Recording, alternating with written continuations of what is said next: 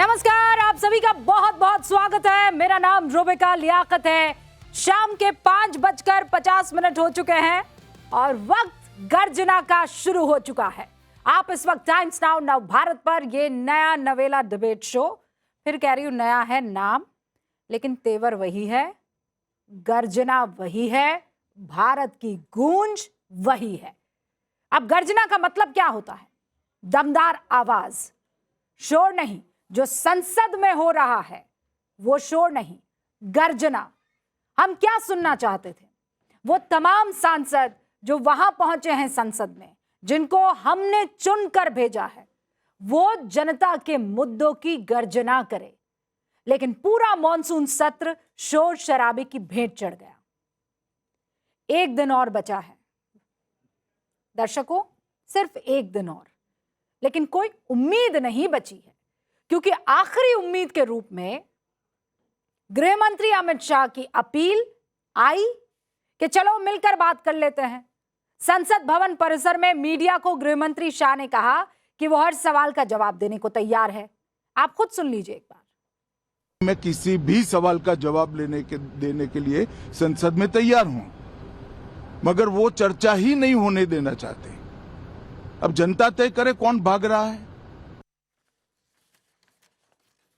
उम्मीद ये नहीं कि अमित शाह ने कह दिया, उम्मीद इस बात की कि चलो भाई, जिस चीज के लिए बार बार विपक्ष की तरफ से कहा जा रहा था कि कहां है अमित शाह, कहां है अमित शाह, जवाब क्यों नहीं देते अमित शाह, तो फिर खुद अमित शाह आए, कहा भाई मैं तैयार हूं, हर बात का जवाब देने के लिए, हर सवाल का जवाब देने के लिए तैयार हूं। तो फिर उम्मीद जगी कि भाई अब पूछे जाएंगे कड़े सवाल जो विपक्ष चाहता है और अमित शाह देंगे उसका जवाब। अमित शाह ने अपने बयान में यह तक कह दिया कि अगर आज 3 बजे तक भी विपक्ष चर्चा के लिए तैयार हो जाता है, भैया अब तो बज गए क्या, लगभग 6 बजने को है, 5:52 हो चुके हैं। तो अमित शाह कह रहे थे कि 3 बजे तक भी विपक्ष चर्चा के लिए तैयार हो जाता है तो हम देर रात तक इसमें हिस्सा ले लेंगे और सभी सवाल सुनने के बाद खुद इसका उत्तर देंगे।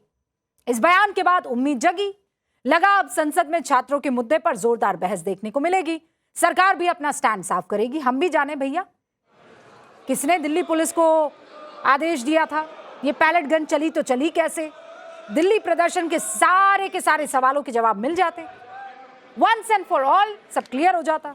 लेकिन सियासत में ये भ्रम भी औजार है दर्शकों, और ऐसा लगता है कि विपक्ष ऐसा करके ज्यादा बेहतर महसूस कर रहा है, क्योंकि गृह मंत्री के बाद मीडिया के सामने आए नेता प्रतिपक्ष राहुल गांधी और उनके शब्दों के चयन से साफ हो गया कि चर्चा की उम्मीद तो रखिए ही मत। सुन लीजिए। We are not interested in listening to Mr. Amit Shah's imagination. We are not interested in him giving us a lecture or a discussion. We are interested in one simple thing. And when I say we, I mean the younger generation of this country. We are not interested in listening to the lecture. And when I say we, the younger generation. वैसे देश में 60 की उम्र में लोग retire हो जाते हैं, सीनियर सिटीजन बनने की तैयारी शुरू हो जाती है, और 56 साल की उम्र में नौकरी सिर्फ 4 साल की बच जाती है। यंगर जनरेशन की बात पे मुझे याद आया।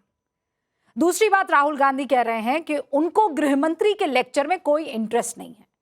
मतलब राहुल गांधी संसद का जो भी भाषण सुनते हैं उसे वो लेक्चर मान रहे हैं। उनको लग रहा है ये कोई कॉलेज है, वहां कोई क्लास होती है जैसे न्यूज की पाठशाला में, भैया लेकिन हम तो लेक्चर नहीं देते हैं, हम तो भाई फैक्ट्स बताते हैं। इसी पर बीजेपी ने फिर पलटवार किया। जवाब देने सामने आए गांधी परिवार के खिलाफ सबसे तीखे शब्दों का इस्तेमाल करने वाले निशिकांत दुबे। क्या बयान दिया सुन लीजिए, हाथ में एक प्लकार्ड भी लेकर खड़े हैं। जब तक जनता चाहेगी तब तक लेक्चर सुनना पड़ेगा, मोदी जी का भी लेक्चर सुनना पड़ेगा और अमित शाह जी का भी लेक्चर सुनना पड़ेगा। निशिकांत दुबे मतलब लोकसभा में बोलने का मौका हंगामे की वजह से नहीं मिल रहा, तो सत्ता पक्ष और विपक्ष दोनों बाइट देकर मनोकामना पूरी कर रहे हैं। ये भी ठीक है, क्योंकि बाइट देने से काउंटर सवाल का थोड़ा मामला कम रहता है, और अगर थोड़ा तीखा सवाल पूछ लिया जाए तो आजकल मीडिया के लिए भी टैग है ना मार्केट में, आप जानते ही हैं, अपने अपने हिसाब से मीडिया पर टैग लगा दीजिए। आज प्रियंका गांधी को सवाल पसंद नहीं आया, उन्होंने मीडिया पर गुस्सा निकाल दिया, देख लीजिए।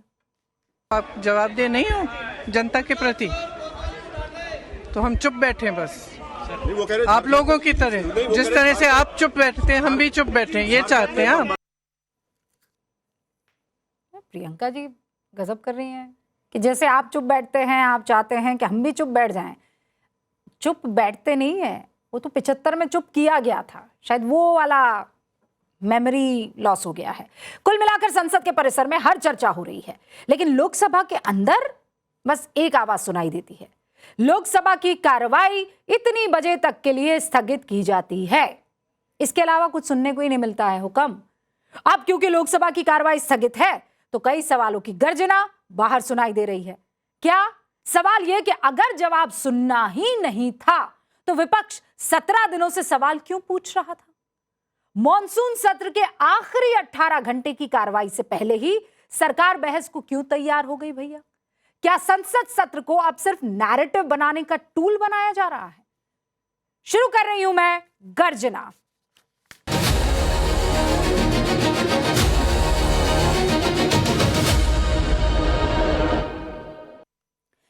सारे खास मेहमान हमारे साथ जुड़ चुके हैं। आपसे मैं जल्दी उन सबका तारुफ करवा देती हूँ। भारतीय जनता पार्टी के राष्ट्रीय प्रवक्ता शिवम त्यागी हमारे साथ यहाँ स्टूडियो में इनफैक्ट मौजूद हैं।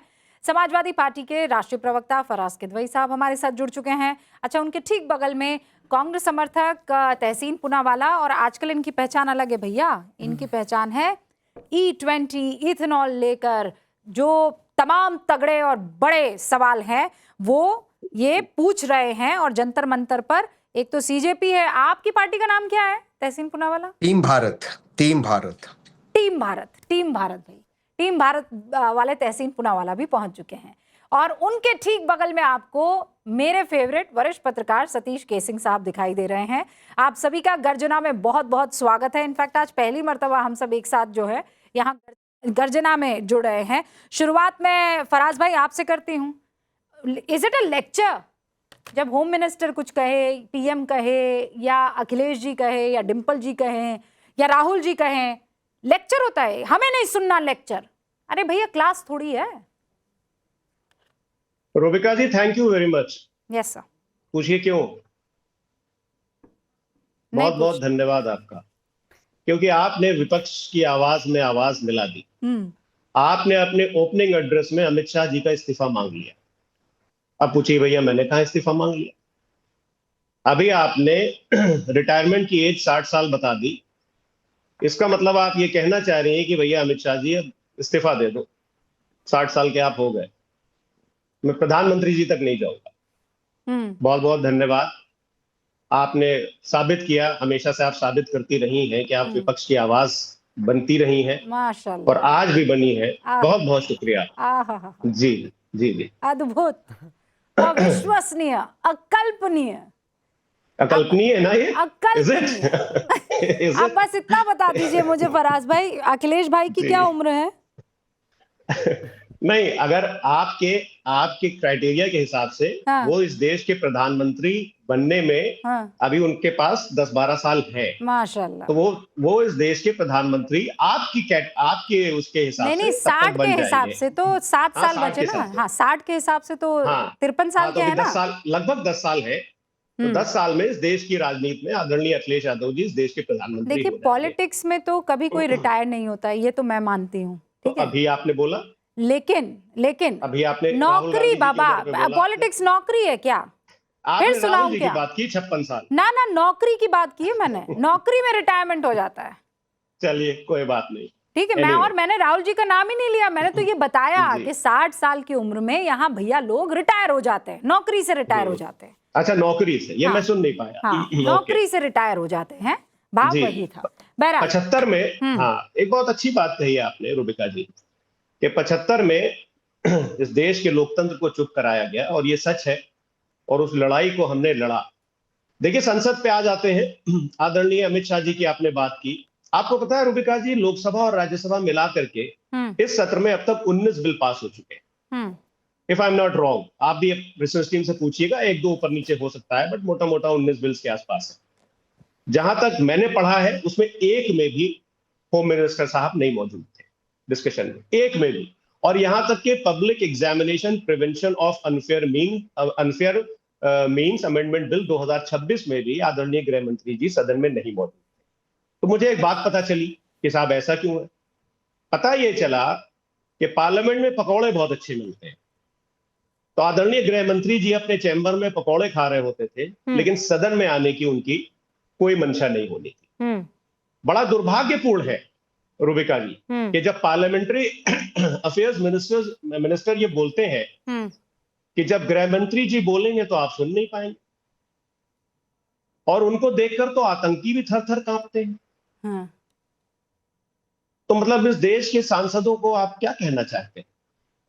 तो आप एक काम करिए, जैसे पैलेट गन से आपने हमारे इस देश के छात्रों को, इस देश के नौजवानों को, फराज भाई बस आपने एक तो ये जो अचानक आपका विक्टिम कार्ड निकल आता है ना, और फिर मैं निरूपा रॉय बन जाऊंगी, फिर मैं भी यहाँ पर ऐसे मोटे मोटे अश्रु निकालूंगी कि बस मेरे करण अर्जुन आएंगे टाइप करना पड़ेगा। अब रुक जाइए, पैलेट गन से ये कर दिया वो कर दिया। एक सिंपल सा सवाल, और उस सवाल का आप मुझे जवाब दे दीजिए फराज भाई। आप कह रहे हैं कि भैया अमित शाह जी पकौड़ा खा रहे थे, वो नहीं आए, उन्होंने जहमत नहीं समझी। मैं कह रही हूँ चलिए पकौड़े खत्म हो गए प्लेट में, और अब उन्होंने कहा आइए चलिए डिबेट। तब भी आपके पास मौका था। जब राहुल गांधी ये कहते हैं कि नहीं हमको we don't want to listen to any of the lecture, what do you mean by this? आप तो संविधान पढ़ते हैं, और केवल संविधान नहीं, खाली किताब लेकर घूमने वालों में मैं आपको नहीं मानती हूं, मैं आपको पर्सनली जानती हूं। अब मुझे ये बताइए कि हमारे कॉन्स्टिट्यूशन में आर्टिकल 88 ये कहता है कि हर मंत्री को संसद के दोनों सदन में कार्रवाई में भाग लेने और बोलने का अधिकार है। ये बोलने का अधिकार लेक्चर कब से हो गया? And what do you mean कि हमें लेक्चर नहीं सुनना है? मतलब Rahul Gandhi what is he trying to tell that I am entitled, I will decide कि मुझे सुनना है नहीं सुनना है? और वो जो बोलते हैं वो क्या है फिर प्रभु? वो जो कहानियां सुनाते हैं कलावती से लेकर, एक लड़की मिली मुझे, उसने फला कहा, उसने ये कहा, फिर हम जो हैं ये संगम है अलग अलग राज्यों का, फिर जूडो के अलग अलग वो आर्ट और क्या कहते हैं पेच और दाव पेच बताने लग जाते हैं। ये लेक्चर है? हम भी तो सुनते ही है ना सारे भाषण। देखिए रूबिका जी, आपने क्योंकि संविधान की बात की है, तो संविधान की मर्यादा को भारतीय जनता पार्टी ने तार तार कर दिया। अब सुनिए, पूरी बात सुनिए। आपने संविधान की बात की, मैंने आपको बिल्कुल बीच में नहीं टोका। Let's talk on the point please, let's talk on the point. Madam, मैंने पॉइंटेड सवाल आपसे पूछा, मुझे पॉइंटेड सवाल का जवाब दीजिए।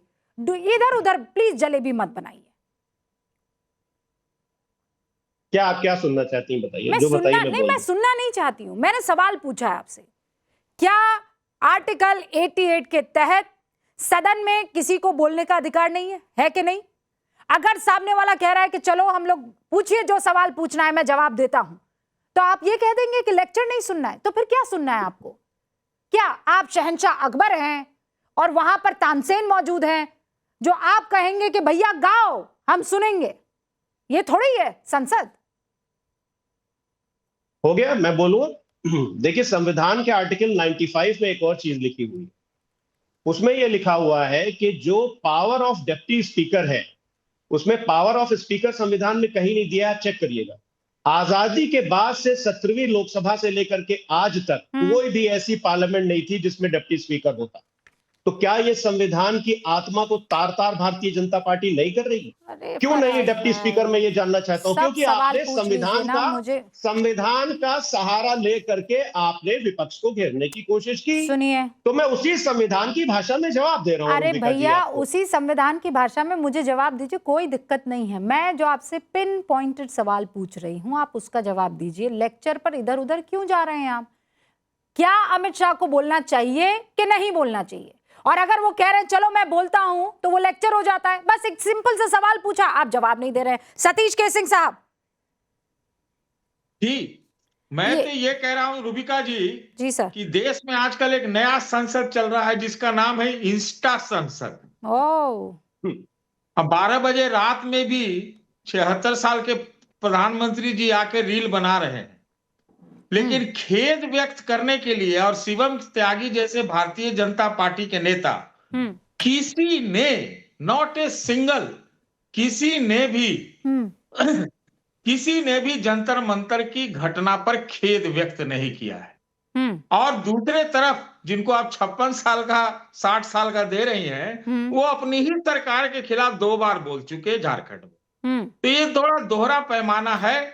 मैं भी मानता हूं कि संसद में बात होनी चाहिए, लेकिन भाई 20-22 दिन से ये कहां है भाई? ये जो जब से डबल डकैती हुई है, मुझे लगता है कि शिवम की पार्टी और शिवम का परिवार का जो मोराल है बहुत डाउन है। सिर्फ इसमें किसी का मोराल थोड़ा बहुत अप है, वो नसीहतें लेके मुंबई में जेएनजी के सामने आ जा रहे हैं। दरअसल वही जेएनजी है, मोहन भागवत।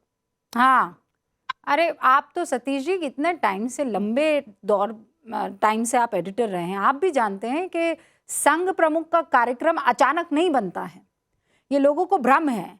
संघ प्रमुख कोई भी रहा हो और कोई भी है, उनका कार्यक्रम मार्च में तय हो जाता है। मार्च से मार्च तक का कार्यक्रम होता है। तो अचानक उनको ये कोई ब्रह्म ज्ञान सतीश केसिंग जी ने जाकर नहीं दे दिया है कि भैया आपको जेनजी के बीच में जाकर बैठ जाना है। ये तो पहले से तय था, प्लान तरीका था। लेकिन चूंकि आपने कहा मोरल डाउन है, तो भैया त्यागी जी के मोरल डाउन पे थोड़ा अपन भी मजा ले लेते हैं, है ना? आनंद आएगा आपको भी। आप तो उसी के लिए प्रार्थना दिन रात करते रहते हैं। हाँ शिवम जी, मोरल डाउन है प्रभु आप।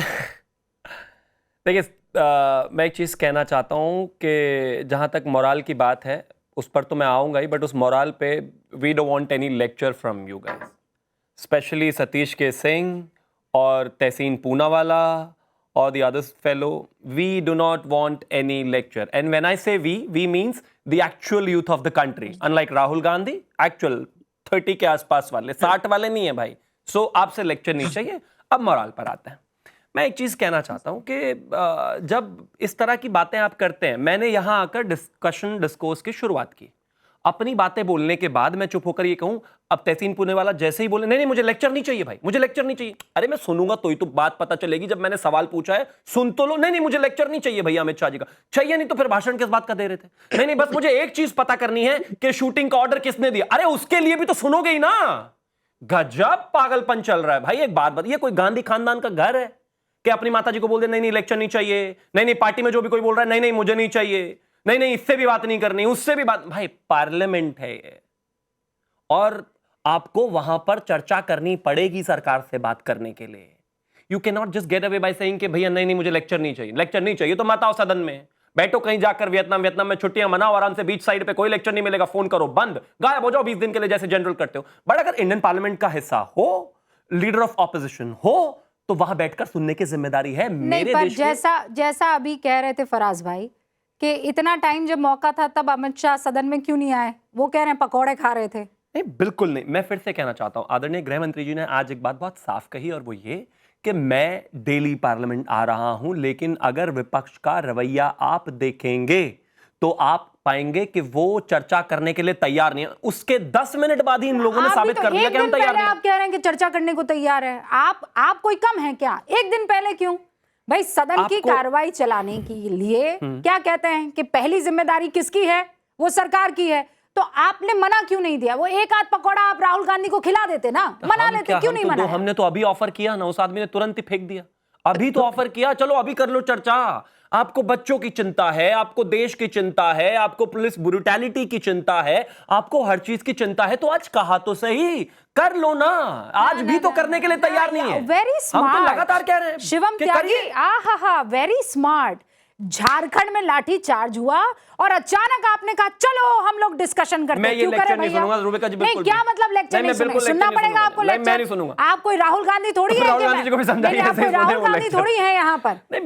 हम तो सुनने वाले लोग हैं, हम ऐसे एरोगेंट लोग नहीं है। लेकिन प्लीज सिंपल सी बात है, डेमोक्रेसी में सुनना ही चाहिए। आप लोग बैकफुट पर थे, आप लोग चर्चा से भाग रहे थे, और जैसे ही झारखंड में पुलिस ने लाठी चार्ज किया, आपको लगा ले अब आया ऊंट पहाड़ के नीचे, चलो अब खेलते हैं हम लोग सदन में बातचीत। नहीं तो क्यों सतीश जी, ये हुआ कि नहीं हुआ? सच्ची बताइए मुझे, हुआ कि नहीं हुआ ये?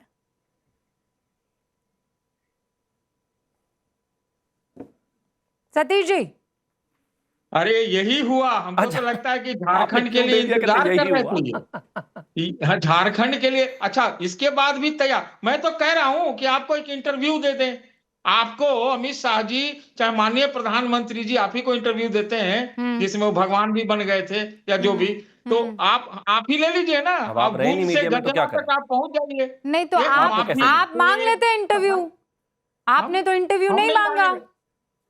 मैंने तो मांगा नहीं, मैं तो सिर्फ चाह रहा हूं कि आपने तो मन में उनका इस्तीफा मांगा। आप इंटरव्यू ही मांग लेते प्रभु, मिल जाता इंटरव्यू। शिवम मांग ले माफी कि जो कुछ भी जंतर मंतर पे हुआ। आपको एक ये नहीं सतीश जी, देखिए सतीश जी ससम्मान कहना चाहता हूं, आप तो मेरे बड़े भाई हैं। आपने प्रधानमंत्री का इंटरव्यू मांगा हो ना मांगा हो, लेकिन कांग्रेस से प्रवक्ता पद जरूर आपको मांगना चाहिए, ऐसा मेरा मानना है। आप अच्छे से डिफेंड करते हैं, लेकिन उसमें दिक्कत है भाई, अलग अलग एरर है। प्लीज मैं बीच में नहीं बोला आपके, तो अब एक एक करके बात, अब एक एक करके बात करते हैं, अब एक एक करके बात करते हैं। अब मुझे एक चीज बताइए, आपको माफी भी इधर से ही चाहिए, नहीं माफी भी इधर से ही चाहिए, गलती भी मानना इधर से ही चाहिए। अच्छा एक बात बताइए, मेरे देश के एजुकेशन मिनिस्टर ने तो कहा कि हाँ गलती हुई है, कहीं ना कहीं खेद है, कहीं ना कहीं दिक्कत हुई है। झारखंड के एजुकेशन मिनिस्टर से मंगवाइए माफी, झारखंड के एजुकेशन मिनिस्टर से कहिए इस्तीफा दे दे, झारखंड की सरकार से कहिए कि इसके बारे में और कुछ ना करें, छोड़ दीजिए। इस्तीफा तो आपके बस की बात ही नहीं है और राहुल गांधी की हैसियत ही नहीं है। अपनी ही सरकार को कह रहे हैं ये बिल्कुल गलत हुआ। ये तो ऐसी बात हो गई कि धर्मेंद्र प्रधान आकर कह देते बिल्कुल गलत हुआ और इस्तीफा ना देते। नहीं चाहिए भाषण, गलत हुआ नहीं चाहिए राहुल गांधी से, अपना समर्थन वापस ले और इस्तीफा दिलवा दे। इतना तो कर नहीं पा रहे हो, मतलब एक तरफ लाठी मार रहा है एक व्यक्ति आकर सरकार का, दूसरा आकर कह रहा है मॉरल हाई मॉरल ग्राउंड लेते। नहीं गलत हुआ, गलत नहीं भाई। देखिए सर, पहले इस्तीफा, ये तो क्लियर माफी, आ जाइए लेवल प्लेइंग फील्ड पर। सतीश केसिंग साहब, ये जो आप लोग कहते थे ना कि क्या किया ये खेद प्रकट करके, कौन सा एहसान कर दिया। राजनाथ सिंह जब खेद प्रकट करते थे, कड़ी निंदा जब करते थे, तब आप क्या कहते थे, ये क्या बड़ी बात होगी कड़ी निंदा। ये राहुल गांधी ने भी वही काम किया है। So please don't try to say कि इन्होंने जो काम किया वो किसी ने नहीं किया। अरे भैया वो कहे ना, अरे मैं तब मानूंगी, राहुल गांधी को अदब से सलाम करूंगी सर, जब वो ये कहेंगे डरो मत सारे के सारे विधायकों को, चलो गिरा दो सरकार, अगर ये लोग बच्चों के साथ खड़े नहीं होते हैं। क्योंकि उनका खून ऐसे उबाल मार रहा है जेनजी के लिए, वो तो बार बार कह ही रहे थे ना, तहसीन पूनावाला, राइट और रॉन्ग। ये क्या है कि हम कड़ी निंदा करते हैं। अरे मत कीजिए, हमें नहीं चाहिए आपकी ये कड़ी चावल निंदा। थैंक यू रूबिका जी, आपके साथ शो में शिरकत करने का मौका मिल रहा है, इसलिए आपका शुक्रगुजार हो। देखिए 3 चीज है यहाँ पर। सबसे पहले, क्या विपक्ष ने कहा कि माननीय गृह मंत्री जी आकर पार्लियामेंट में बात करें। माननीय गृह मंत्री का मैं शुक्रगुजार हूं कि आज उन्होंने मीडिया से रूबरू होते हुए उन्होंने कहा कि मैं तो हमेशा तैयार था, मैं पार्लियामेंट में बैठा था, पार्लियामेंट में हंगामा हो रहा था। लेकिन रूबिका जी, क्योंकि आप पार्लियामेंट को कवर करती, हंगामा किस बात का हो रहा था कि माननीय गृह मंत्री जी हाउस में आकर बैठे। ये माननीय गृह मंत्री और माननीय प्रधानमंत्री जी का कर्तव्य है, फर्ज है इस मुल्क की तरफ कि वे हाउस के अंदर बैठे, सदन के अंदर। ये कोई एक्सक्यूज नहीं होता कि आवाज चल रही थी, नहीं चल रही थी। दूसरी बात, क्या विपक्ष ने बार बार मांग की कि माननीय गृह मंत्री जी डिस्कशन करें, ना कि स्टेटमेंट दे। माननीय किरण रिजिजू जी ने, और मैंने टाइम्स ऑफ भारत पे लिखा, कहा कि हम स्टेटमेंट बयान देंगे। बयान के लिए कोई तैयार नहीं था, डिस्कशन के लिए बात हुई थी। इसके लिए मनिकम टैगोर ने 5 अगस्त को एक एडजर्नमेंट मोशन भी हटाया था कि अब बाकी सारी चीजें छोड़ो, गृह मंत्री महोदय आए और वहां पर बातचीत करें।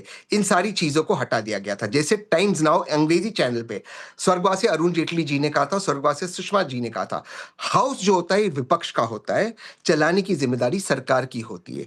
इसके अंदर बीएसी में एक प्रपोजल बता दीजिए जहां पर यह कहा गया था कि गृह मंत्री जी आकर डिस्कशन करेंगे। मैं स्टेटमेंट की बात दोबारा से नहीं कर रहा हूं, बहुत चालाकी है। आज लास्ट डे पे 1 दिन बाकी है, कह रहे हम सारी चर्चा के लिए तैयार है। इसका कोई मतलब नहीं होगा। चर्चा कॉम्प्रिहेंसिव होनी चाहिए। आपको अगर झारखंड पे बात करनी है, आपको कोई और चीज पे बात करनी है, मुझे राजस्थान पे बात करनी है जहां पर एक यूजीसी के प्रोटेस्टर को राजस्थान की पुलिस ने शहीद किया। तो उसके लिए एक स्ट्रक्चर होना चाहिए। कौन सा स्ट्रक्चर लिखित में दिया है स्पीकर महोदय ने? आप बताइए मुझे आज। रूबिका जी, सब कुछ आपके पास है। एक बात बता दीजिए, जब राहुल गांधी इस शब्द का इस्तेमाल करते हैं, I don't want to listen to any lecture, what do you mean by this? Is it good? मैं समझाता हूं हेल्दी सेंस। मैं क्योंकि आप जानती हो मैं बहुत बात को बैलेंस रखता हूं। हालांकि मैं कांग्रेस को वोट करता हूं, मुझे लगता है उन्हें थोड़ा सा, अब उनकी उम्र के हिसाब से थोड़ा सा उन्हें जो वर्ड्स को यूज करते हैं, he should use more refined words, not के लेक्चर। वो ठीक है, वो लेक्चर शब्द उन्होंने प्रयोग किया, लेकिन उनका नियत समझिए वो क्या कह रहे। वो ये कह रहे हैं कि हमें नियत थोड़ी यहाँ समझने बैठे हैं, किसी की नियत थोड़ी हमें समझनी है। नहीं, एक सेकंड मेरी प्लीज। हमें तो स्ट्रैटेजी समझनी है ना, नियत समझ के। मुझे पता है आप बहुत अच्छी नियत के आदमी हो, आपकी स्ट्रैटेजी गलत है तो मैं क्या करूंगी आपकी नीयत का, ये बताइए आपको मुझे। अगर अपनी बात समाप्त कर लूं, मैं 10 सेकंड में Quickly. समाप्त कर लेता हूं। वो जो कह रहे हैं वो बात, उनकी बात ठीक है, शब्द सही नहीं, लेकिन वो बात ठीक कह रहे। माननीय गृह मंत्री जी का स्टेटमेंट एक्सेप्टेबल नहीं है। एक डिस्कशन होना All है right. और डिस्कशन कॉम्प्रिहेंसिव ओके, होना है। नहीं शिवराज साहब, और वो बहुत जरूरी है। मैं एक लास्ट चीज, एक सेकंड, क्योंकि आपने रोका था, एक ही चीज मैं प्लीज आपके माध्यम से कोई भी मुझे बता दे, बीएसी मीटिंग में कहां स्पीकर ने रिटर्न में प्रपोजल दिया, क्योंकि सतीश साहब है और आप है रूबिका जी, जो होता है कि इस टाइम पे डिस्कशन होगा, कॉम्प्रिहेंसिव डिस्कशन होगा, ये पैटर्न होगा डिस्कशन का इस रूम में, बता दीजिए। नहीं अगर वो है, मैं अपनी बातों को वापस ले लूंगा। नहीं, I have been in touch with my reporters. मैं आपको एक क्लियरली बात बता देना चाहती हूँ। ये बात हुई थी कि देखिए, सबसे पहले हम चाहते हैं कि बच्चों पर लाठीचार्ज को लेकर डिस्कशन हो, ये विपक्ष की तरफ से कहा गया। बोले ठीक है, लेट्स डू दिस। उसके बाद हम बिल, ये बीएससी की बैठक में बता रही हूँ आपको, ठीक है। फिर उसके बाद कहा कि नहीं, और उसके बाद सरकार बिलों पर कुछ बात करना चाहती है, चाहे वो एफसीआरए हो, चाहे वो डिलिमिटेशन हो, उस पर चर्चा होगी। तो विपक्ष की तरफ से कहा गया नहीं नहीं नहीं, उसके बाद राम मंदिर पर चर्चा होगी। अरे फिर कहा नहीं नहीं, राम मंदिर पर नहीं, एक कदम तुम आगे चलो, एक कदम हम आगे चलेंगे, फिर उसके बाद राम मंदिर या कोई भी मुद्दे पर हम चर्चा करने को तैयार है। लेकिन नहीं, कहा जा रहा है नहीं, हम डिसाइड करेंगे सीक्वेंस। कौन भैया, क्यों डिसाइड करेंगे आप? मैं उसका जवाब दे देता हूं, एक लाइन में। बिल्कुल सही, यहाँ पे मैं मानता हूं, चलो विपक्ष ने नहीं किया कॉपरेट, लेकिन इश्यू कौन उठाएगा हाउस में? देखिए रूबिका जी, यहाँ पर गलती हो रही है।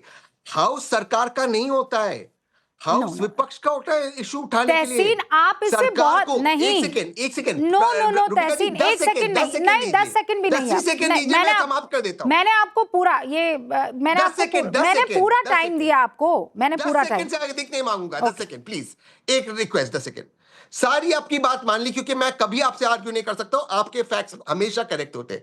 लेकिन 5 अगस्त को तो मैंने एडजर्नमेंट मोशन दिया था लिखित में कि सब छोड़िए, इस पर डिस्कशन कीजिए, गृह मंत्री जी को बुलाए। उसका आपने रिप्लाई नहीं दिया, तब क्यों नहीं दिया? आज अगर आप गंभीर है, आपने 5 अगस्त को क्यों नहीं किया उसको रिप्लाई? बस उसका दे दीजिए। ओके शिवराज जी, ये जो राहुल गांधी की भाषा थी, we don't want to listen to the lecture, इसको कैसे लेती हैं आप? मैं इसको जब से राहुल गांधी ने राजनीति में कदम रखा और जब से हमारे जैसे लोग वोटिंग एज के हुए, तब से लेकर आज तक उस पोजीशन में कोई खास अंतर नहीं आया है। वो एक एंटाइटल्ड डायनेस्ट का स्वर है, जिसको मैं उसी तरह से देखती हूँ। मुझे उसमें कुछ ज्यादा मैं बहुत ज्यादा रीड नहीं करना चाहती उसमें। ही इज अ पर्सन जिन्होंने हमेशा ये असर्ट किया है कि मैं बाकी नेताओं से, बाकी विपक्ष के लोगों से, बाकी सरकार से सबसे ऊपर हूँ।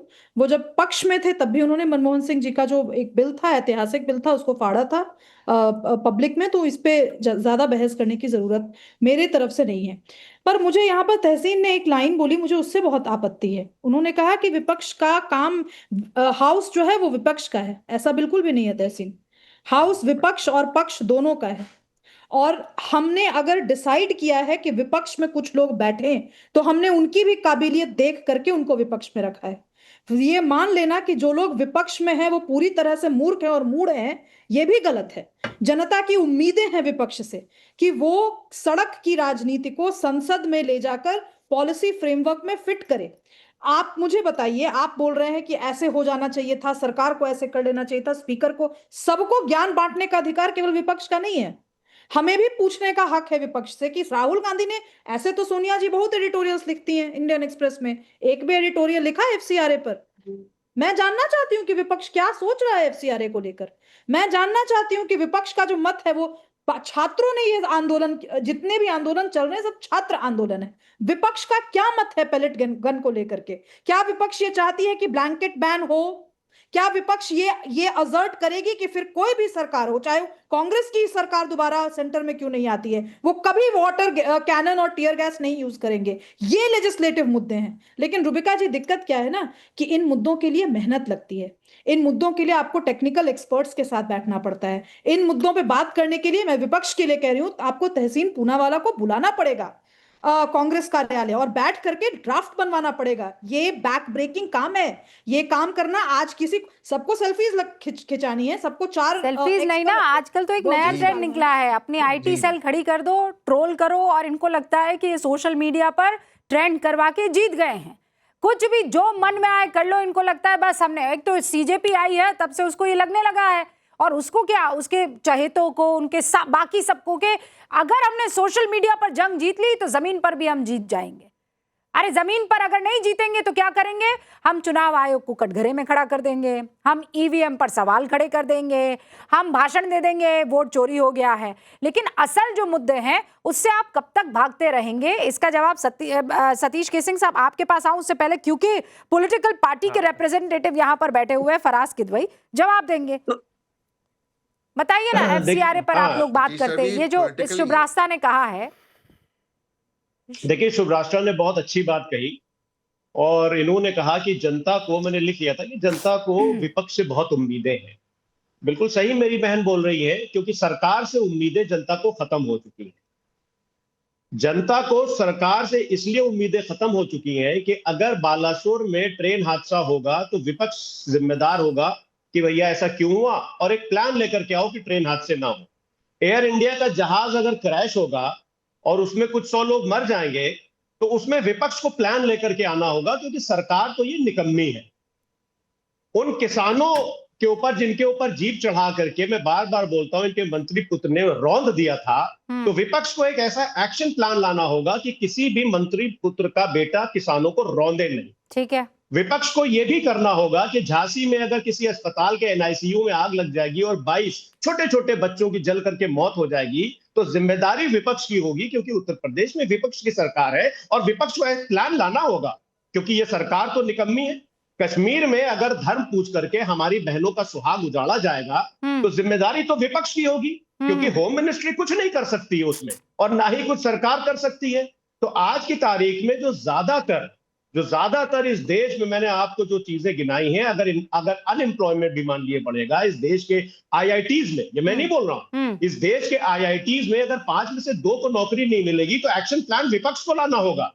यही हाल ट्रिपल आईटी का है तो विपक्ष को अच्छा, लाना बढ़िया होगा। कविता आपने पढ़ ली विपक्ष की। पे आ जाए तो ठीक रहेगा। अब नहीं, बस मुझे ये बताइए, अब वो शुभ्रास्ता भी जवाब देना चाहती हैं, बस मुझे एक बात बता दीजिए कि ये जो जेनजी के साथ यहाँ पर नीट पेपर लीक के बाद जो भी हुआ था, उसका भी एक ऑप्शन विपक्ष को देना चाहिए था, तो वो झारखंड में सही दिया ना ऑप्शन? नहीं, देखिए, विपक्ष ने झारखंड में भी होना चाहिए था और उत्तर प्रदेश में भी होना चाहिए था। आप सिर्फ झारखंड के पीछे मत छुपिए। नहीं, आप अरे भैया कहाँ छुप रही हो? एक सवाल, आप दिल्ली के पीछे छुप रहे हैं, मैं तो सिर्फ झारखंड का एक सवाल पूछ रही हूँ। भाई विपक्ष, मैं चाहती हूँ कि विपक्ष सच में ऑप्शन बने, मजबूत ऑप्शन बने। देखिए, ठीक है, अब एक सेकंड रुकिए ना। तो यूपी में योगी की सरकार ने लाठी बरसाई अभ्यर्थियों पर, छात्रों पर। दिल्ली में दिल्ली पुलिस ने अमित शाह के अंदर आती लाठियां बरसाई। अब झारखंड में एक बढ़िया ऑप्शन देना चाहिए था ना, कि हम सरकार में बैठे, हम सत्ता में बैठे, हमारी पुलिस जो है वो फूल उठाएगी, लाठी नहीं। तो ऑप्शन आप लोगों ने क्या? नहीं रुकिए, आप फराज भाई, मैंने आपको बहुत कायदे से सुना, बढ़िया आपने भाषण दिया, बस मुझे इतना बता दीजिए, क्या विपक्ष ने एक मजबूत ऑप्शन छात्रों को, जेनजी को दिया झारखंड में, हाँ या ना? And then I will go to शुभ्रास्ता। बस मुझे इतना जवाब दे दीजिए आप। मैं आपसे वही बोलना चाह रहा हूं रुबिका, कि यहां पर मैं कांग्रेस पार्टी की एक तारीफ करूंगा। है? सुनिए तो, सुन लीजिए। हाँ, कि कम से कम सचिन पायलट में ये मेटल था कि वो आदमी अपनी सरकार के खिलाफ धरने पर बैठा। मैं राहुल गांधी जी की तारीफ करूंगा कि झारखंड में उनका फराज भाई, अब इससे ज्यादा नहीं झेल सकती हूँ मैं, प्लीज। आपकी मर्जी। ना नहीं, हो ही नहीं सकता है, मतलब आपकी मर्जी है। अरे भैया, मक्खन लगाना भी एक कला होती है, पर आपने जो ये कला सीखी है ना, कसम खुदा की, जरूरत नहीं, ये कला जो आपने सीखी है ना, वो तहसीन पूनावाला को भी शर्म आ गई होगी कि भैया सबसे बड़ा वोटर और सपोर्टर तो मैं हूँ, ये फराज किदवई क्या कर जा रहे हैं। गजब ही कर दिया आपने। शुभ्रास्ता प्लीज जवाब दे दीजिए। देखिए, फराज भाई ने बहुत सारे इश्यूज गिनाए, मैं एक ही बात उनसे पूछना चाहती हूँ। एसआईआर को लेकर के समाजवादी पार्टी का एक पक्ष था। मैडम, ये मुद्दा एसआईआर का नहीं है। अभी सुन तो लीजिए फराज भाई, सुन तो लीजिए। मैंने बहुत ध्यान से आपको सुना। आप सिर्फ आपने अपने विचारों तक अपने आप को सीमित नहीं रखा, आपने मुखालफत की कांग्रेस की, आप सड़क पर उतरे, आपने अपने वोटर्स को इंश्योर किया कि उनका नाम एसआईआर में हो। मैं आपसे पूछ रही हूं, ये जो तमाम नाकामियां आपने गिनवाई, आपके शब्दों में बोल देती हूं, ये जो तमाम नाकामियां आपने गिनवाई उस सरकार की, उसमें आपने विपक्ष साझा विपक्ष की तरफ से एक कंस्ट्रक्टिव एजेंडा और क्रिटिसिज्म एक ओपिनियन एडिटोरियल के फॉर्म में ही किसी ने रखा हो तो बताइए ना। मैं तो पूछ रही हूं, मुझे क्या मतलब कि आप लोग सड़क पे राजनीति में क्या कर रहे हैं? बौद्धिक वर्ग को इससे मतलब नहीं है फराज भाई, मुझे कोई लेना देना नहीं है, क्योंकि मैं पक गई हूं पिछले 20-30 साल की राजनीति देख करके। हमेशा तू मैं होती है। मुझे आज लेजिस्लेटिव पॉलिसी मुद्दे पे बात करनी है। पेपर लीक समस्या है, रेजिग्नेशन होने के बावजूद भी वो समस्या सॉल्व नहीं होगी।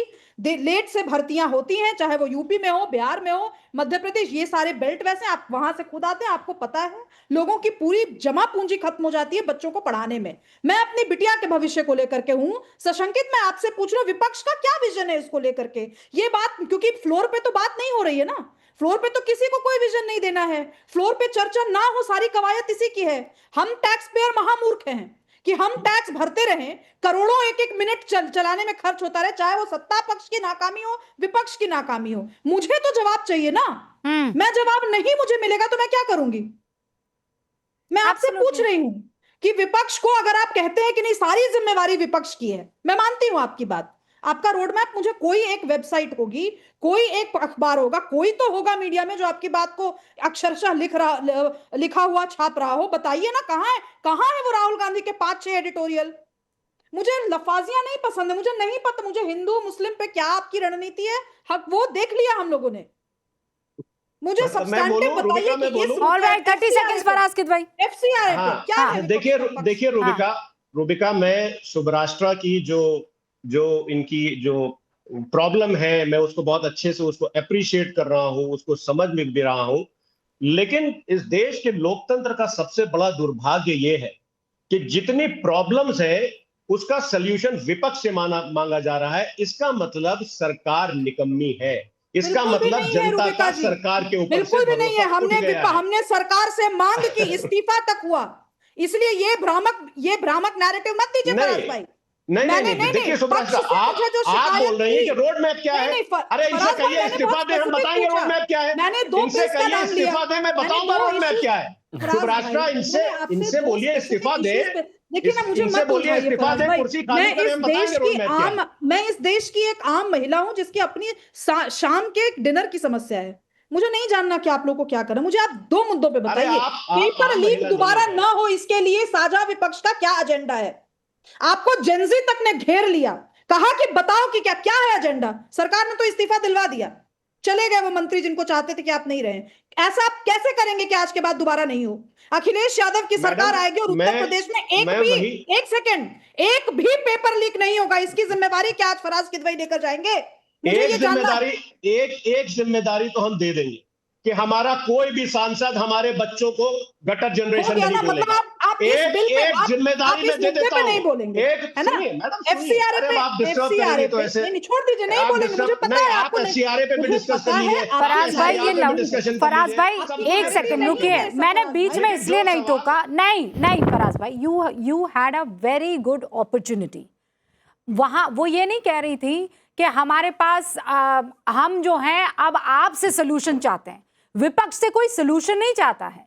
विपक्ष क्या किसी तरह का कोई मजबूत ऑप्शन दे पा रहा है? भाई मैं ये कह रही हूं कि आज अगर मैं चाहूं कि मुझे ये 2 पार्टियां हैं, दोनों में से किसी एक को वोट करना है, एक पार्टी सत्ता में है और मैं देख रही हूं कि वो बढ़िया काम नहीं कर रही है, तो फिर नजर किसकी तरफ जाएगी? जो बढ़िया काम करने का एक ब्लूप्रिंट, एक रोड मैप सामने रखेगा, राइट? वही रोड मैप आपसे इस स्पीकर ने अभी मांगा था और आपने ये कह दिया। हाँ, मैं एक गारंटी ले सकता हूं कि आपको जेनरेशन गटर बोलने वाला कोई सांसद नहीं मिलेगा। वाह, क्या शानदार वादा किया आपने। मतलब टाइम भी मिला आपको तो बस आप ये वादा कर पाए। अभी मैं गिन के आपके सांसदों की लिस्ट बता सकती हूं कि वो क्या क्या कैसे कैसे बोलते हैं, कैसे पत्रकारों को, कैसे कैमरा पर्सन को धुतकार देते हैं। और बड़े बड़े आपके सांसद हैं, मैं नाम नहीं लेना चाहती हूं, लेकिन आप भी जानते हैं क्या किस किस की गारंटी लेंगे आप। अब शिवम, सीधे तौर पर बात इस मसले पर आ जाती है कि जेनजी को आप लोग लुभा पाएंगे कि नहीं, क्योंकि राहुल गांधी कह रहे हैं we the young people do not want to listen to your lecture. आपने कहा कि ब्लूप्रिंट किसके पास है आने वाले जेनजीज के लिए और सबके लिए, उस पर बात कर लेते हैं। बात और 2 अलग अलग सिचुएशंस में कैसे कैसे सरकारों ने रिएक्ट किया है उसी को लेकर बात कर लेते हैं। इसी देश में एक सीएजी की रिपोर्ट बाहर आई 2G स्कैम जो हुआ, उसके बाद संसद चल रहा था, संसद चला 2010 में 3 नवंबर से लेकर 13 दिसंबर तक पूरा का पूरा सदन वॉश आउट हो गया। भारतीय जनता पार्टी की सरकार लगातार कहती रही कि मनमोहन सिंह जी से या किसी से स्टेटमेंट कराइए, बहस कराइए, स्टेटमेंट कराइए, जवाब दिलवाइए, नहीं मिला। अंततः पूरा विंटर सेशन वॉश आउट होने के बाद बजट सेशन में मनमोहन सिंह जी आए और स्टेटमेंट देकर चले गए। यहां मेरे गृह मंत्री जी कह रहे हैं इसी सेशन में कि सिर्फ भाषण नहीं, जवाब देकर जाऊंगा। हम अकाउंटेबिलिटी की बात कर रहे हैं तो हम देकर जाएंगे। और जहां तक बात विपक्ष से सॉल्यूशन मांगने की थी, बिल्कुल नहीं थी भाई। सिर्फ इंप्रूवमेंट के लिए 4 पॉइंट्स, 25 मिनट बोली प्रियंका गांधी जी, अप्रोक्सीमेटली 55 मिनट बोले राहुल गांधी जी। उन्होंने नीट पेपर लीक या फिर नई पॉलिसी या फिर हाई पावर्ड कमिटी या फिर जांच प्रोसेस या फिर इसके अलावा नीट में हम कर क्या सकते हैं, या री एग्जामिनेशंस के इशू, या फिर जो 22 स्टूडेंट की डेथ हुई, उनकी अप्रोक्सीमेटली 2500 लोगों ने आत्महत्या की, बच्चों ने, उस पर कोई एक वैल्यूएबल इनपुट नहीं था। बस इतनी सी बात है कि चर्चा अगर हो जाएगी, जिसके लिए हम तैयार हैं, जिसके लिए आप तैयार नहीं थे, तो शायद यह देश जान पाता कि दरअसल दिक्कत क्या थी। लेकिन आपको ना छात्रों से फर्क है, ना नीट से फर्क है, ना पेपर से फर्क है, ना जेनजी से फर्क है। ओके फराज भाई 30 सेकेंड्स और फिर मेरे दो और। तहसीन पूनावाला कुछ कहना चाह रहे हैं। हाँ तहसीन। फराज भाई रुक जाइए। 2G में क्योंकि पार्लियामेंट्री कमेटी में मनीष तिवारी के साथ उनको पार्लियामेंट्री कमेटी में थे 2G के ऊपर, और 2G पे मैंने काम किया था और वो काफी ओपेज लिखे थे वगैरह। मुझे वो सेशन याद है जो पूरा विंटर सेशन वॉश आउट हो गया। रूबिका जी आपको भी याद होगा। इनफैक्ट मैं प्रणब मुखर्जी का स्टेटमेंट आपको पढ़कर सुनाता हूँ, आपको इससे पता चलेगा कि भाजपा कैसे मिसडायरेक्ट करती है। फरज भाई सुनने का, प्रणब मुखर्जी कहते हैं, अंग्रेजी में हिंदी में उसका अनुवाद करता हूँ, कि आदरणीय प्रधानमंत्री जी जब बोलो तब बात करने को तैयार है, हर मुद्दे पर चर्चा करने को तैयार है। हम जेपीसी पे भी चर्चा कर सकते हैं, पर पहले पीएसी पर इस पर चर्चा हो। पीएसी इसकी जांच कर रही है। अब बताइए। इसके बाद सुषमा जी कहती है, सुषमा जी कहती है, अच्छा सुनिए, नहीं, अब ऐसे कैसे रुक सकता हूं मैं भाई? लेकिन उसके बाद भी चर्चा नहीं हुई, स्टेटमेंट हुआ बजट सेशन में, प्रधानमंत्री जी का स्टेटमेंट हुआ, चर्चा नहीं हुई। मनमोहन सिंह जी पूरे सेशन में नहीं आए, उस पर कोई स्टेटमेंट नहीं दिया, विपक्ष ने हंगामा किया, 23 दिन सदन ऐसे चलता रहा और फिर वो बजट सेशन में आए और स्टेटमेंट देकर चले गए। मैंने यील्ड नहीं किया, ये बीच में बोले। आप मेरे को बोलने दीजिए। Thank you. सुषमा जी कहती है टाइम्स नाउ इंग्लिश को, आपके इंग्लिश चैनल को, वो इंग्लिश में कहा, मैं हिंदी में अनुवाद करता हूं, कि हाँ सरकार बात कर रही है लेकिन पार्लियामेंट को नहीं चलने देना, यह भी लोकतंत्र का एक अहम हिस्सा है। आप बताइए, आप विपक्ष में थे, आप नहीं चलने दिए, आप सरकार में हो, आप नहीं चलने दिए, तब भी हम चर्चा चाहते थे, आज भी हम नहीं चर्चा चाहते तो चर्चा होती, चर्चा नहीं हुई उसके बाद भी। अरे अगले सेशन में भी चर्चा नहीं हुई भाई, स्टेटमेंट हुआ प्रधानमंत्री का। नहीं, झूठ बोल रहे हैं, झूठ बोल रहे हैं। जेपीसी में विषय गया, स्टेटमेंट हुई प्रधानमंत्री की, कोई चर्चा नहीं हुई। 2G पर कोई चर्चा नहीं। तहसीन भाई झूठ बोलने से कोई लाभ नहीं है, झूठ बोलने से कोई लाभ नहीं है, कोई चर्चा नहीं हुई 2G पर। प्रधानमंत्री का स्टेटमेंट आया, वो भी बजट सेशन में आया, उस सेशन में तो आया ही नहीं। हम कह रहे हैं इसी सेशन में चर्चा कर लेते हैं। गृह मंत्री जी ने आज कहा कैमरा पर आकर के हम तैयार हैं, हम तैयार हैं, हम चर्चा करेंगे, छोड़िए स्टेटमेंट नहीं दूंगा, एक एक सवाल का जवाब दूंगा। और उसके बाद एक दिन पहले लेकिन प्रधानमंत्री ने तो दिया नहीं, मनमोहन सिंह जी ने तो दिया ही नहीं, जवाब ही नहीं दिया देश को कभी। वो स्टेटमेंट करके चले गए, वो भी अगले सेशन में। नहीं, आप क्यों बात नहीं कर रहे? अरे आप झूठ बोल रहे हैं, बता दो मुझे, दिखा दो। उसके बाद बजट सेशन में उनका स्टेटमेंट आया, वो भी स्टेटमेंट आया, भाषण नहीं हुआ। ऑलराइट, एक सेकंड, आपने पार्लियामेंट तहसीन पूनावाला रुकिए। आप लोग जेंजी करते हैं, अब जब आज की बात हो रही है तो आप कल जा रहे हैं, राइट? आप लोग ही कहते हैं ना जेंजी है ना? शुभ्रास्ता जी बस एक सेकंड, मैं we don't want to listen to the lecture. भाई मैं इसी मसले को एक बार समझ लेना चाहती हूं और उसके बाद आप तमाम तरीके की, क्योंकि ये किसी और ने नहीं कहा है, ये आप ऐसे नहीं कह सकते हैं कि किसी सांसद ने वहां चलते चलते कह दिया। He is the leader of opposition. मैं आपसे बस ये जानना चाह रही हूं सतीश केसिंग साहब, जेन जी के चक्कर में नैरेटिव का अड्डा नहीं बन गया है ये हमारा संसद भवन, जिसकी जो मर्जी आ रही है अपने हिसाब से बस बोले चला जा रहा है।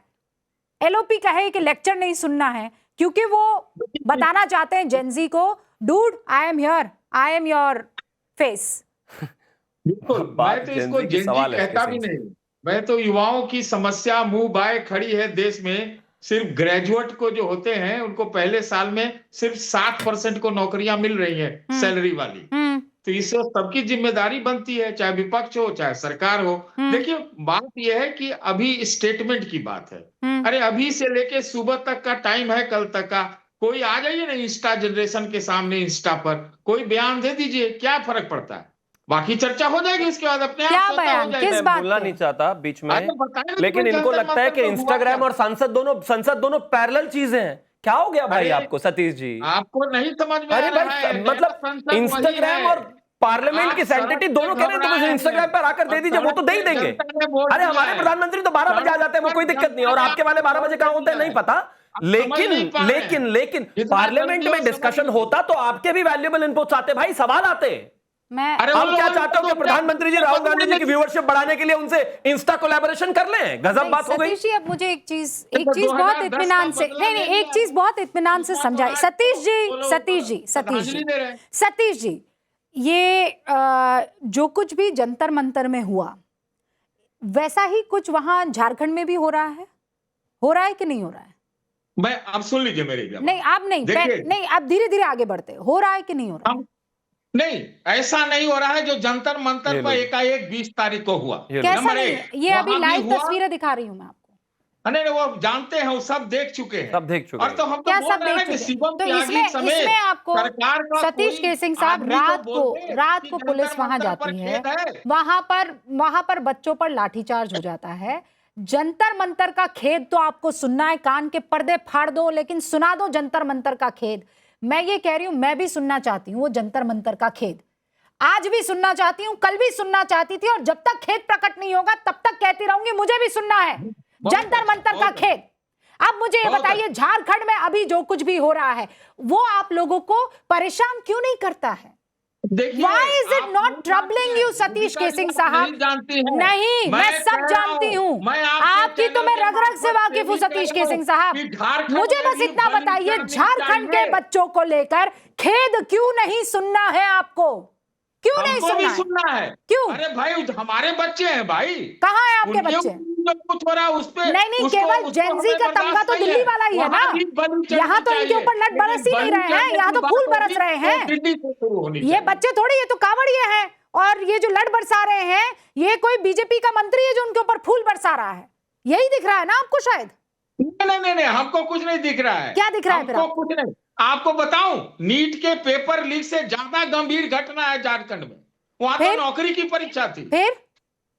फिर उसमें कार्रवाई होनी चाहिए। क्या होता है ये क्या होता है? होनी चाहिए, गजब है। लेकिन वहां की सर यही तो इशू है ना सर। मैं क्या बोल रही है? माफी होनी चाहिए, सरकार करना चाहिए, कार्रवाई होनी चाहिए। SIT जो पहली बिठाई गई थी, वरिष्ठ पत्रकार महोदय जी, उस SIT की फाइंडिंग्स को दरकिनार कर दिया गया झारखंड में सरकार द्वारा। लेकिन आप लोगों ने सब अपना ऐनक, अपने कान, अपने मुंह, अपनी आंख सबको बंद कर दिया, क्योंकि वो आपको अट्रैक्ट नहीं करता है, वो एक एजेंडा में फिट नहीं बैठता है। वहां मोदी, अमित शाह, बीजेपी, कमल, RSS वो सब नहीं दिखाई देते। ये कीवर्ड्स है जो आपके कान को खड़ा कर देते हैं। वहां चूंकि वो कीवर्ड्स दिखाई नहीं दे रहे हैं तो सब चलता है, एटीट्यूड से हम निकाल देंगे।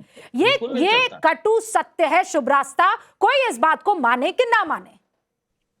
रूबिका जी, जेनजी की बात हमेशा की जाती है, आजकल जेनजी को लुभाने की होड़ लगी है हर तरफ। मैं एक चीज जानना चाहती हूँ, जेनजी आंदोलन क्यों था?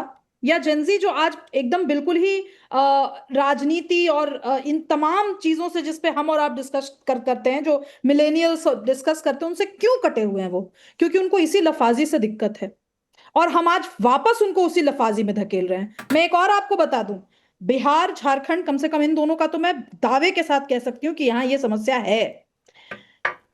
क्लासेस टाइम पे शुरू नहीं होती। क्लासेस अगर शुरू हो भी जाती हैं, आपने फर्ज कीजिए आपने PhD के लिए अप्लाई कर दिया, आपका PhD में एडमिशन हो जाता है, आपकी थीसिस जमा हो जाती है, आप अपना थीसिस डिफेंड कर ले जाते हैं, उसके बावजूद आपको डिग्री नहीं मिलती है, 5 साल 6 साल तक डिग्रियां टरकाई जाती हैं। अभी तो जेनजी ने आगाज ही किया है ये करना, और मैं तमाम देश के युवाओं से और जेनजी से आह्वान करती हूं कि सड़क पे उतरिए, क्योंकि यही भाषा हमारे नेताओं को समझ में आती है। लेकिन उसके साथ में एक चीज और याद कराना चाहती हूं। दीपेंद्र हुड्डा जी पार्लियामेंट में गए और जिस जेनजी स्लैंग का उन्होंने प्रयोग किया, लगा कि इतनी वाहवाही हुई। मतलब कुछ ऐसे जर्नलिस्ट हैं जिन्होंने पूछना शुरू कर दिया कि भाई आपने हाउ डिड यू रिलेट। अरे भाई, जेनजी गाली देगा तो आप संसद में जाकर गाली देंगे, ये रिलेटेबिलिटी एक्सेप्ट करवाने के लिए? मतलब कुछ भी चल रहा है राजनीतिक नहीं, पर ये जो दिल्ली का ही जेनजी पूरे देश का जेनजी है, एक ये भी गलत नैरेटिव सेट किया गया है। बिल्कुल, जेनजी वहां झारखंड में भी है और कूल, संस्कारी, संयमित जेनजी है। तो ये कोई ना कहे कि जेनजी जो है वो सिर्फ जहां जंतर मंतर पर जो गालियां देते हुए बच्चे वो जेनजी है। नहीं, जेनजी हर घर में है और आप उसके संस्कार देख लीजिए। हाँ, उसकी भाषा थोड़ी अलग हो सकती है, लेकिन वो भारतीय संस्कार से कोई अलग नहीं है जो ये समझने लगे कि मैं लेक्चर कहूंगा तो वो बड़ा रिलेट कर देगा। No, you have to understand the real Gen Z. वक्त की कमी है सर, बहुत बहुत शुक्रिया। जेनजी की गर्जना और वहां झारखंड में उस जेनजी की गर्जना।